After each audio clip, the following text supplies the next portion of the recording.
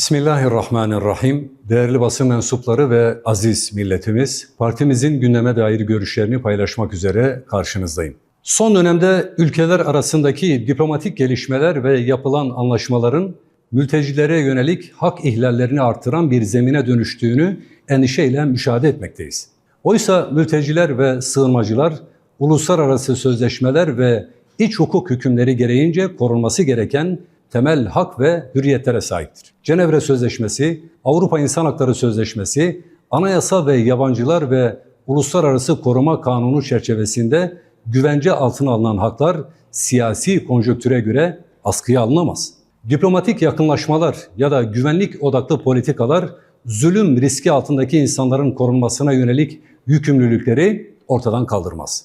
Ne var ki son dönemde bazı mültecilerin geri gönderilmek istenmesi, deport süreçlerinin hızlandırılması ve en küçük bir olayda dahi suç ve cezada şahsilik ilkesi gözetilmeksizin aile fertlerini de kapsayan toplu sınır dışı uygulamalarına başvurulması ciddi hak ihlallerine yol açmaktadır. Ayrıca geri gönderme merkezlerinde kötü muamele iddiaları, gönüllü geri dönüş adı altında fiili zorlamalar, savunma hakkının kısıtlanması ve yargı denetiminin etkisiz bırakılması gibi uygulamaların devam ediyor olması hukuki güvencelerin fiilen zayıflatıldığını açıkça göstermektedir. Reel politik şartlar ve diplomatik ilişkiler ne olursa olsun, mültecilere ilişkin tüm işlemler hukuk devleti ilkesi çerçevesinde yürütülmeli, geri göndermeme ilkesi titizlikle uygulanmalı ve hiçbir insan diplomatik hesaplara kurban edilmemeli. Günümüzde ev genci, NEET olarak da tanımlanan ve çalışma hayatında yer almayan gençlerin sayısı Türkiye'de 2026 yılı başı itibarıyla 6,5 milyon kişiye ulaşarak rekor seviyeye çıkmıştır. Gençlerin hayatlarının en verimli dönemlerinde eve kapanmaları,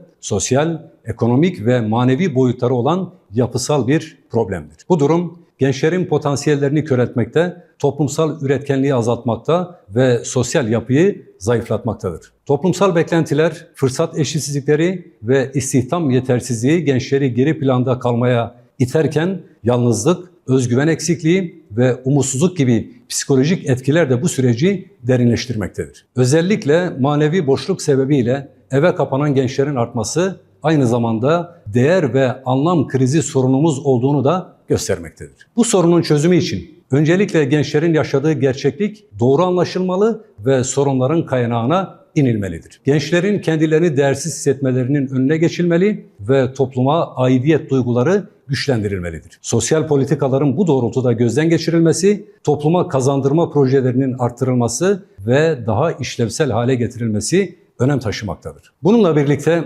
gençlere nitelikli eğitim imkanları sunulmalı, istihdam alanları açılmalı, sosyal hayata aktif katılımları desteklenmeli ve karar süreçlerine dahil edilmeleri sağlanmalıdır. Ayrıca manevi eğitimin güçlendirilmesi, gençlerin hayatlarına anlam kazandıracak bir perspektif sunarak onların yeniden hayata katılmalarına katkı sağlayacak. Türkiye'nin yüksek hızlı tren ağı bugün 2251 kilometreye ulaşmış olup 2027'de 4122 kilometreye çıkarılması hedeflenmektedir. 2026 ulaştırma bütçesinde demiryolu yatırımlarının payının %53'e yükseltilmesi önemli bir adım olmuştur. Bu yatırımların sürdürülmesi memnuniyet vericidir. Ancak bu yatırımların gerçek anlamda bir kalkınma ağına dönüşmesi dezavantajlı bölgelerin önceliklendirilmesiyle mümkündür.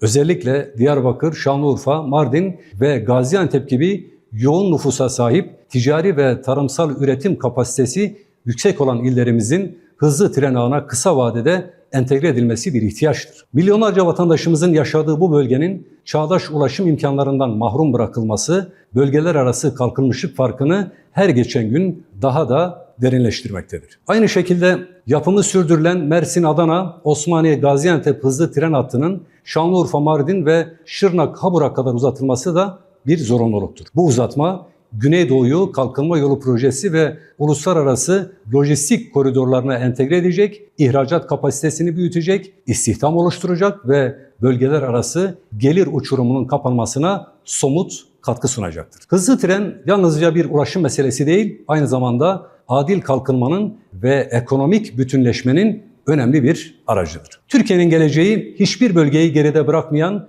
bütüncül bir kalkınma anlayışında saklıdır. Aziz milletimiz, Okullarda giderek artan şiddet vakalarının, gençliğimizi kuşatan bağımlılıkların, ahlaki yozlaşmanın ve kimlik bunalımının gündemi meşgul ettiği bir dönemde toplum olarak içinde bulunduğumuz kriz yalnızca güvenlik tedbirleriyle değil, hikmet, irfan ve ahlak gibi değerlerin ihyasıyla aşılabilir. Bugün genç nesillerin en çok ihtiyaç duyduğu şey merhameti öfkenin yerine koyan, adaleti zulme üstün tutan, kardeşliği ayrışmanın önüne geçiren ve güzel ahlakı hayatın merkezine yerleştiren Hz. Muhammed Aleyhissalatu vesselam Efendimizin inşa ettiği medeniyettir. Çünkü onun getirdiği mesaj insanı ihya eden, aileyi güçlendiren, toplumu dirilten ve geleceğe umut taşıyan bir hayat nizamıdır. Böylesine zorlu bir çağda gençlerimize Resulullah Aleyhissalatu vesselamın örnek şahsiyetini tanıtma, onun rahmet yüklü davetini toplumla buluşturma, manevi ve ahlaki değerleri yeniden